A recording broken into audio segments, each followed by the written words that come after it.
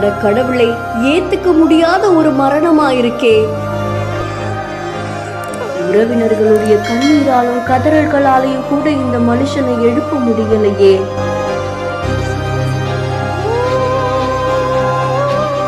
Tractor ரூபத்தில் வந்த யமனால் பரிதாபமாக போன உயிர்.